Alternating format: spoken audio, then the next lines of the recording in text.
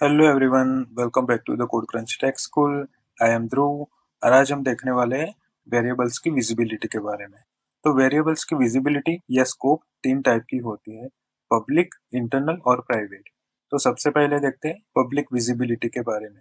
पहले एक बात बता दूं कि हम यहाँ वेरिएबल्स की विजिबिलिटी की बात कर रहे हैं, फंक्शन की नहीं।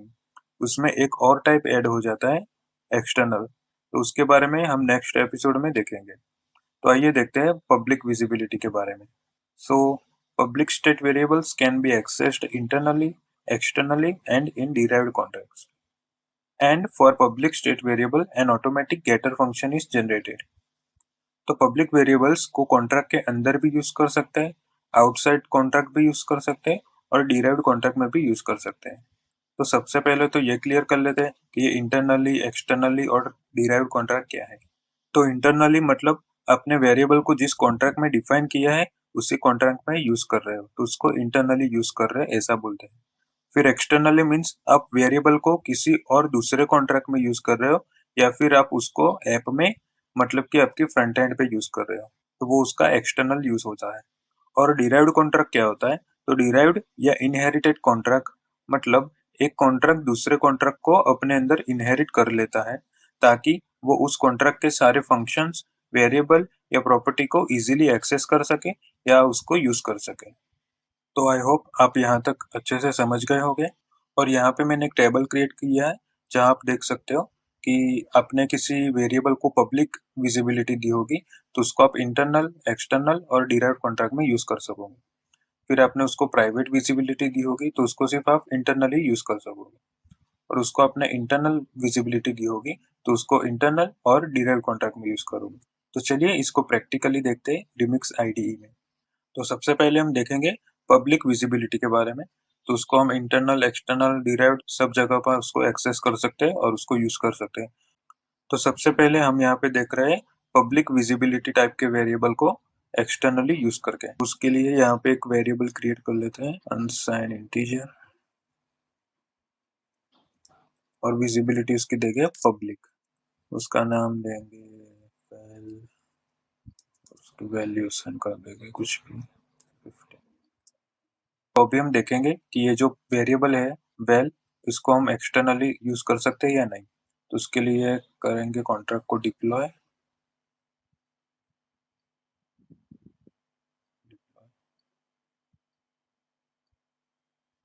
तो देखिए, जो हमें यहाँ बटन मिल रहा है वेल, उसको गेटर फंक्शन कहते हैं, क्योंकि इसको कॉल करके हम इस वेरिएबल की वैल्यू गेट कर सकते हैं। तो इसकी वैल्यू हमें गेट हो गई। तो जब हम वेरिएबल को पब्लिक विजिबिलिटी देते हैं तो उसका गेटर फंक्शन अपने आप क्रिएट हो जाता है, उसको अलग से क्रिएट नहीं करना पड़ता। और अगर इस वेरिएबल से ये पब्लिक कीवर्ड निकाल दूं तो ये गेटर फंक्शन नहीं मिलेगा। चलिए देखते हैं, रिमूव, सेव, इसको करते हैं डिलीट, फिर से करते हैं डिप्लॉय। अब देखिए आपको यहाँ कोई भी गेटर फंक्शन नहीं मिलेगा जैसे पहले था। तो इसलिए फिर से लगा देते हैं पब्लिक कीवर्ड, पब्लिक।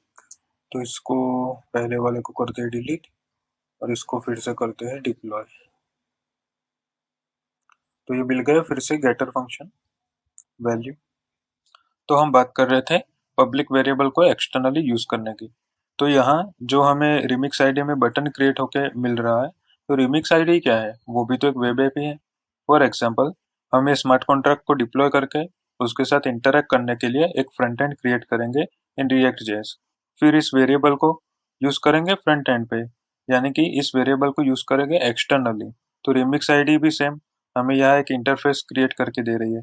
तो ये भी एक एक्सटर्नल एनवायरनमेंट ही हुआ जहां हम स्मार्ट कॉन्ट्रैक्ट से इंटरेक्ट कर सकते हैं। तो इसका मतलब ये है कि पब्लिक विजिबिलिटी वाले वेरिएबल को एक्सटर्नली यूज कर सकते हैं। तो हमने पब्लिक वेरिएबल को एक्सटर्नली यूज करके देख लिया। और एक्सटर्नली भी दो चीजें होती है, एक तो फ्रंट एंड पे जैसा कि अभी हमने देखा, और एक होता है अदर कॉन्ट्रैक्ट में, वो हम बाद में देखेंगे। और उसके पहले हम देखेंगे पब्लिक वेरिएबल को इंटरनली यूज करके। इंटरनली यूज करना मतलब जिस कॉन्ट्रैक्ट में डिफाइन किया है उसी कॉन्ट्रैक्ट में यूज करना। चलिए उसके लिए एक फंक्शन क्रिएट करते हैं। फंक्शन, उसका नाम देंगे गेट वैल्यू पब्लिक अब हम इसकी वैल्यू गेट करेंगे और यह है स्टेट वेरिएबल। उसके लिए हम कौन सा कीवर्ड यूज करेंगे? व्यू।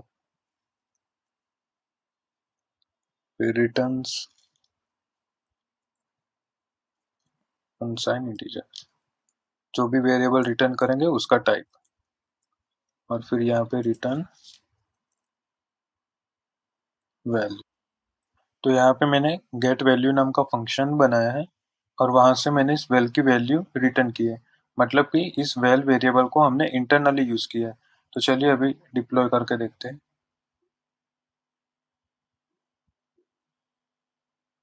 गेट वैल्यू, तो यहाँ हमें उसकी वैल्यू मिल गई। इसका मतलब पब्लिक विजिबिलिटी वाले वेरिएबल को हम इंटरनली भी यूज कर सकते हैं। अब हम देखेंगे पब्लिक वेरिएबल को डिराइव्ड कॉन्ट्रैक्ट में यूज करके। तो इसके लिए एक अलग कॉन्ट्रैक्ट क्रिएट करते हैं। पहले इसका नाम चेंज कर देता हूँ, इसको दे देता हूँ पेरेंट। तो हम सोलिडिटी में एक ही फाइल में मल्टीपल कॉन्ट्रैक्ट क्रिएट कर सकते हैं, लाइक दिस कॉन्ट्रैक्ट चाइल्ड। तो इस तरह से हम सोलिडिटी में एक ही फाइल में मल्टीपल कॉन्ट्रैक्ट डिफाइन कर सकते हैं। यहाँ पे मैं ले लेता हूँ वेरिएबल पब्लिक एज 23। अब इस पेरेंट कॉन्ट्रैक्ट को चाइल्ड कॉन्ट्रैक्ट में कैसे इनहेरिटेड कर सकते हैं वो देखिए। तो चाइल्ड कॉन्ट्रैक्ट इज पेरेंट, तो इसको कहते हैं इनहेरिटेड कॉन्ट्रैक्ट या डिराइव्ड कॉन्ट्रैक्ट। मतलब अब चाइल्ड कॉन्ट्रैक्ट पेरेंट कॉन्ट्रैक्ट के भी इस वैल्यू को यूज कर सकता है, एज वैल्यू को। तो चलिए अब उसको यूज करके देखते हैं। उसके लिए क्रिएट करते हैं function get age public. State variable को रीड कर रहे हैं इसलिए लिखेंगे view returns type unsigned integer और फिर रिटर्न एज। तो ये जो चाइल्ड कॉन्ट्रैक्ट है वो डिराइव्ड कॉन्ट्रैक्ट है जो पेरेंट कॉन्ट्रैक्ट को इनहेरिट कर रहा है। मतलब अब चाइल्ड कॉन्ट्रैक्ट पेरेंट कॉन्ट्रैक्ट के सारे फंक्शन और वेरिएबल यूज कर सकता है एज पर हमने कौन से फंक्शन या वेरिएबल को कौन से विजिबिलिटी दी है।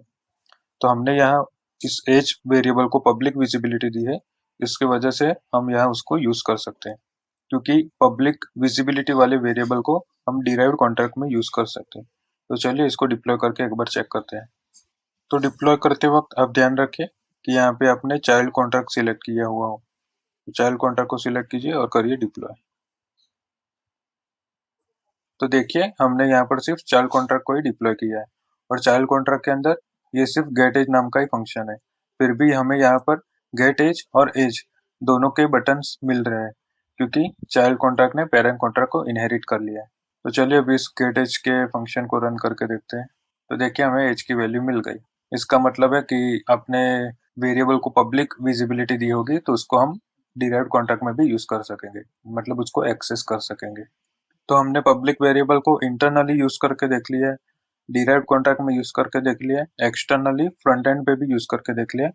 बट अब एक्सटर्नली अदर कॉन्ट्रैक्ट में इसको यूज करके देखते हैं। तो इसके लिए करते हैं इस कॉन्ट्रैक्ट को रिमूव और फिर से क्रिएट करते हैं चाइल्ड कॉन्ट्रैक्ट कॉन्ट्रैक्ट चाइल्ड। अब हम इसमें पेरेंट कॉन्ट्रैक्ट का एक नया इंस्टेंस क्रिएट करेंगे। तो इंस्टेंस कैसे क्रिएट करते हैं? तो जिस कॉन्ट्रैक्ट का इंस्टेंस क्रिएट करना हो उसका पहले नाम लिखेंगे। तो हम यहाँ पेरेंट कॉन्ट्रैक्ट का इंस्टेंस क्रिएट कर रहे हैं, तो यहाँ पे लिखेंगे पेरेंट, फिर कोई भी नाम इंस्टेंस के लिए, पेरेंट और फिर न्यू कीवर्ड का यूज करके पेरेंट। तो ये एक इंस्टेंट क्रिएट हो गया पेरेंट कॉन्ट्रैक्ट का यहाँ पर। अब इस एज की वैल्यू को गेट करके देखते हैं इस इंस्टेंस के अंदर से। तो उसके लिए क्रिएट करेंगे एक variable sign teacher public age 2 is equal to ये इंस्टेंस का नाम पेरेंट इंस्टेंस डॉट एज। तब इस एज की वैल्यू हमारे इस नए वेरिएबल के अंदर आ गई होगी, एज 2। तो चलिए अब इसको करते हैं डिप्लॉय। और चेक करते हैं। डिप्लॉय, कॉल करते हैं एज टू को। तो देखिए हमें यहाँ पर एज की वैल्यू मिल गई। तो इस तरह से हम पब्लिक विजिबिलिटी वाले वेरिएबल को हर जगह पर एक्सेस कर सकते हैं, चाहे वो इंटरनली हो, एक्सटर्नली हो, या फिर डिराइव्ड कॉन्ट्रैक्ट के अंदर हो।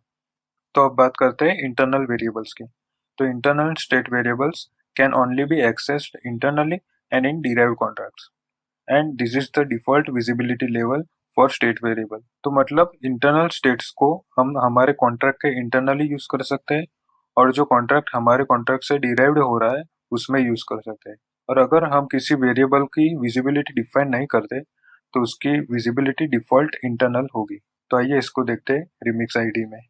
तो पहले आप ये देखिए कि इंटरनल विजिबिलिटी वाले वेरिएबल को हम इंटरनली एक्सेस कर सकेंगे और डिराइव कॉन्ट्रैक्ट में एक्सेस कर सकेंगे, उसको एक्सटर्नली यूज नहीं कर सकेंगे। तो इस कोड को रिमूव कर देते हैं पहले, इसको करते हैं डिलीट। ये पब्लिक है तो इसको हम दे देंगे इंटरनल। अब इंटरनल वेरिएबल को हम एक्सटर्नली यूज नहीं कर सकते, इसलिए अभी हम इसको डिप्लॉय करेंगे तो उसका बटन हमको नहीं मिलना चाहिए। चलिए करते हैं डिप्लॉय कॉन्ट्रैक्ट। तो देखिए हमें यहाँ पे उसका बटन क्रिएट होकर नहीं मिला, मतलब इंटरनल वेरिएबल को हम पब्लिकली एक्सटर्नली यूज नहीं कर सकते। अब इस इंटरनल वेरिएबल को इंटरनली यूज करके देखते हैं। तो उसके लिए क्रिएट करेंगे एक function get age public. State variable को रीड कर रहे हैं इसलिए व्यू रिटर्न्स उसका टाइप रिटर्न एज। तो अब हम इस एज वेरिएबल को इंटरनली यूज कर रहे हैं। तो करते हैं कॉन्ट्रैक्ट को डिप्लॉय। तो देखिए अभी कॉल करते हैं इस फंक्शन को, तो हमें एज की वैल्यू मिल गई, मतलब इंटरनल वेरिएबल को हम इंटरनली यूज कर सकते हैं। तो हमने देखा इंटरनल वेरिएबल को इंटरनल यूज कर सकते हैं, एक्सटर्नल उसको यूज नहीं कर सकते, वो भी हमने देखा। अब उसको हम डिराइव्ड कॉन्ट्रैक्ट में यूज करके देखते हैं। इस फंक्शन की कोई जरूरत नहीं है, इसको करते हैं रिमूव। फिर एक चाइल्ड कॉन्ट्रैक्ट क्रिएट करेंगे, कॉन्ट्रैक्ट चाइल्ड जो डिराइव्ड होगा फ्रॉम पेरेंट। तो चाइल्ड इज पेरेंट। अब एक फंक्शन क्रिएट करते हैं इस एज को गेट करने के लिए, function get age public returns an integer return age। तो करते हैं कॉन्ट्रैक्ट को डिप्लॉय, करते हैं इस फंक्शन को कॉल गेट एज। तो हमें एज की वैल्यू मिल गई, मतलब कि हम इंटरनल वेरिएबल को डिराइव्ड कॉन्ट्रैक्ट में यूज कर सकते हैं। तो अभी इंटरनल को हमने इंटरनली यूज करके देखा, डिराइव्ड में भी यूज करके देखा, एक्सटर्नली फ्रंट एंड पे हमने यूज करके देखा जहाँ पे वो नहीं हो रहा था। अब एक्सटर्नली अदर कॉन्ट्रैक्ट में यूज करके देखते हैं जहाँ पे भी वो नहीं होना चाहिए एक्सेस। तो अब अदर कॉन्ट्रैक्ट में इसको यूज करेंगे, फिर से दूसरा कॉन्ट्रैक्ट क्रिएट करेंगे, कॉन्ट्रैक्ट चाइल्ड, और क्रिएट करेंगे new instance of parent. Contract का नाम, फिर वेरिएबल का नाम,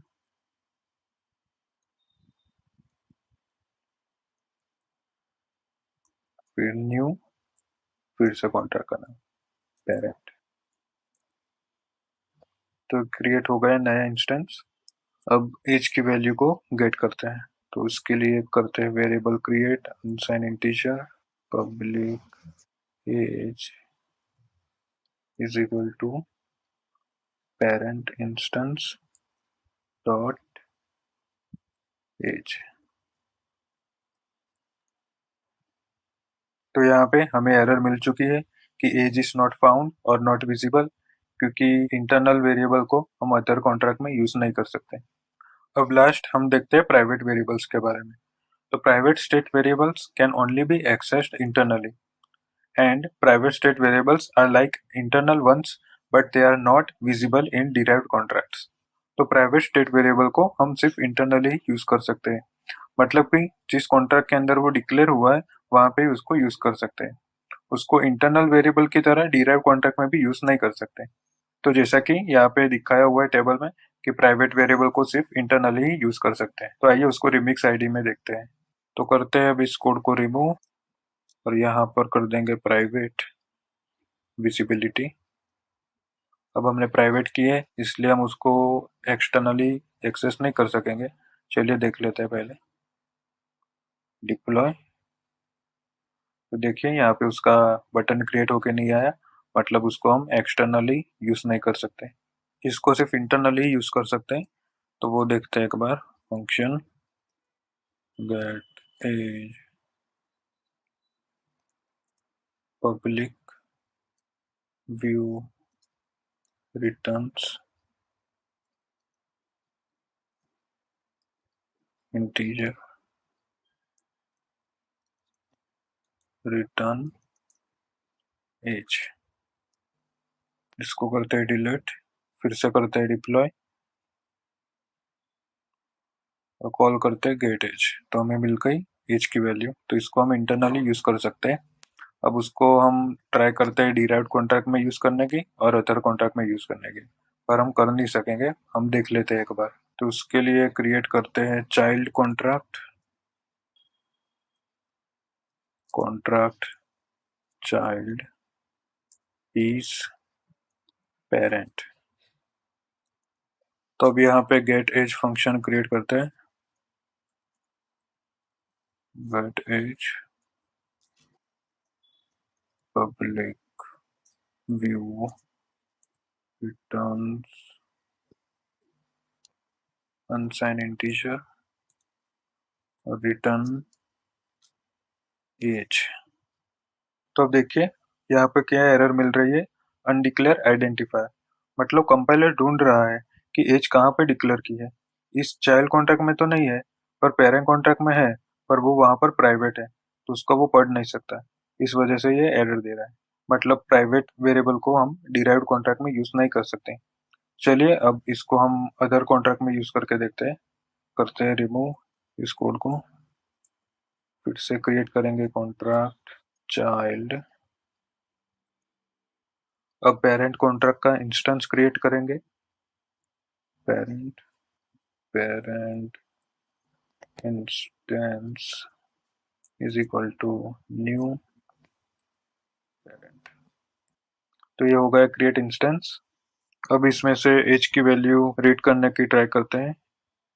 integer public age is equal to parent instance dot age. तो देखिए यहाँ पर एक एरर आ गई है कि एज इज नॉट फाउंड और नॉट विजिबल। मतलब प्राइवेट वेरिएबल को हम अदर कॉन्ट्रैक्ट में रीड नहीं कर सकते।